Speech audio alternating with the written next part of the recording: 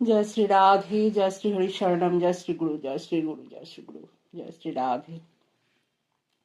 আমরা আগের শ্লোকে আগের পাঠে মন মহাপ্রভু মহাশক্তিশালী কৃষ্ণ নাম সংকীর্তনকে 7টি বিশেষণে বিশেষিত করেছেন।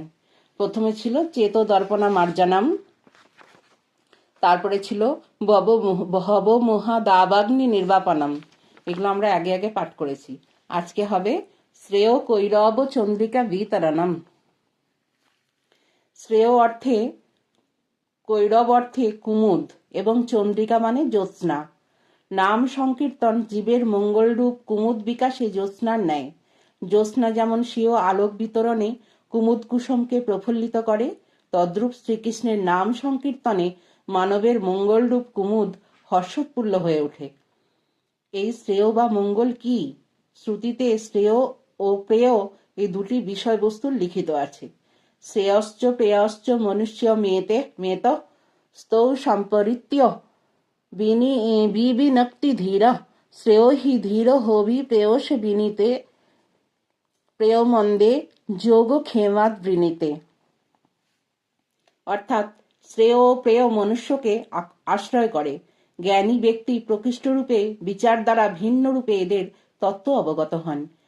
জ্ঞানীগণ প্রেয় অপেক্ষা শ্রেয়কেই বরণ করেন, আর মন্দমতিগণ যোগক্ষেম মানে অপ্রাপ্ত বিষয়সুখ প্রাপ্তি বা প্রাপ্ত বিষয়সুখের রক্ষণাবেক্ষণ, যোগক্ষেম কামনায় প্রেয়কেই গ্রহণ করে থাকেন মন্দমতি যারা। শ্রেয় বা মঙ্গল বলতে এখানে ভক্তিকেই লক্ষ্য করা হয়েছে।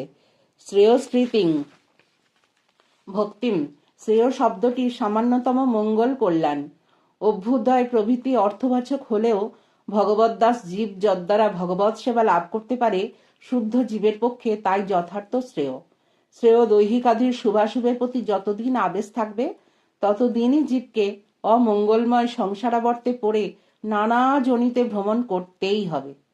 কৃষ্ণ নাম সংকীর্তন মানবের দেহ দৈহিকাদির আবেশ বিনষ্ট করে তার পরম শ্রেয়রূপ ভক্তি সাধন কুমদে চন্দ্রিকা বিতরণ করত তাকে সুবিকশিত করে থাকে। পূর্বোক্ত ভব মহা দাবাগ্নি নির্বাপনম বিশেষণে অর্থ নিবৃত্তির কথা বলা হয়েছে।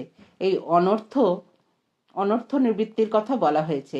এই অনর্থ নিবৃত্তির সঙ্গে সঙ্গে নাম সাধনে সাধকের নিশ্চলা স্থিতি লাভ হয়।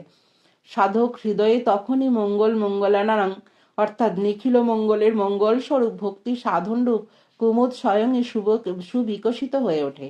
অর্থাৎ সাধক শ্রবণ কীর্তন অর্চন বন্দন শরণাদি ভক্তি অঙ্গে নিষ্ঠা ও রুচি লাভে ধন্য হন। সুতরাং এই বিশেষণে শ্রী মন মহাপ্রভু যেমন ভক্তি শাস্ত্রোক্ত সাধন সোপানসমূহের মধ্যে নিষ্ঠা ও রুচিকে ব্যক্ত করেছেন, তেমনি সাধন ভক্তির শুভদা গুণেরও সূচনা করেছেন বলে জানতে হবে। 4 নম্বর হচ্ছে বিদ্যাবধূ জীবনম। শ্রীকৃষ্ণ নাম সংকীর্তন বিদ্যাবধূর প্রাণস্বরূপ। বিদ্যা কাকে বলে? দর্শন শাস্ত্রে সাংখ্যযোগ, অষ্টাঙ্গ যোগ, তপস্যা প্রভৃতিকে বিদ্যা বলা হলেও সাধারণত বিদ্যা শব্দটি বেদন পর্যায়বাচী। বিদ ধাতুর অর্থ জানা, সুতরাং বিদ্যা শব্দে জ্ঞানকেই বোঝায়।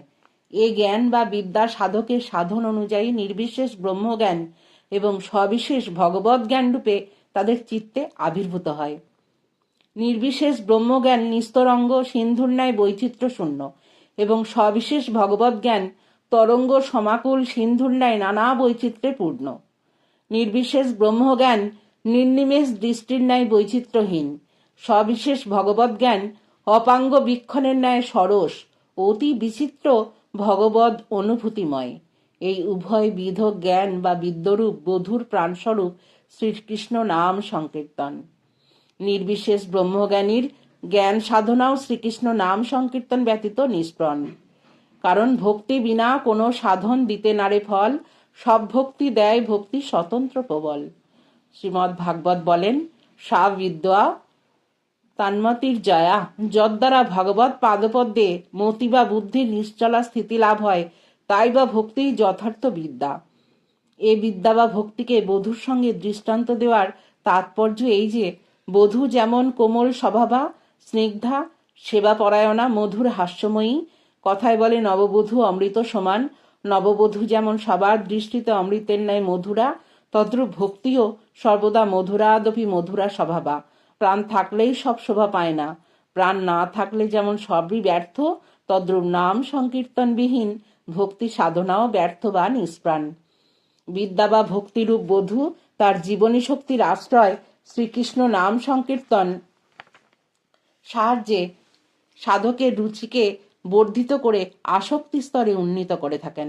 এক্ষেত্রে এটিও বোধব্য।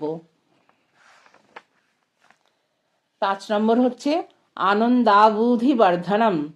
শ্রীকৃষ্ণ নাম সংকীর্তন আনন্দ সিন্ধুকে পরিবর্ধিত করে থাকে।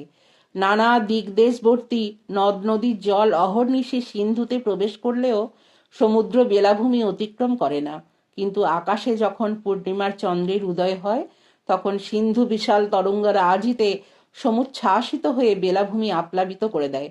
তদ্রূপ বিশ্বে আনন্দ লাভের নানা উপকরণ থাকলেও তা কখনো ভক্তের হৃদয়ে আলোড়ন জাগায় না। শ্রীকৃষ্ণের নাম সংকীর্তনে কিন্তু তাদের আনন্দ সিন্ধু অনন্ত তরঙ্গে সমুচ্ছ্বাসিত হয়ে ওঠে। নামি নামি অভিন্ন বিবক্ষায় নামই শ্রী ভগবানের সৌন্দর্য মাধুর্যের অফুরন্ত আস্বাদন নামের মধ্যে নিহিত আছে। মিছরি স্বভাবত মিষ্ট পদার্থ হলেও পিত্তদুষ্ট জিহ্বা যেমন মিছরির আস্বাদন পায় না, সেই জিহ্বায় মিছরি তিক্ত বলেই মনে হয়।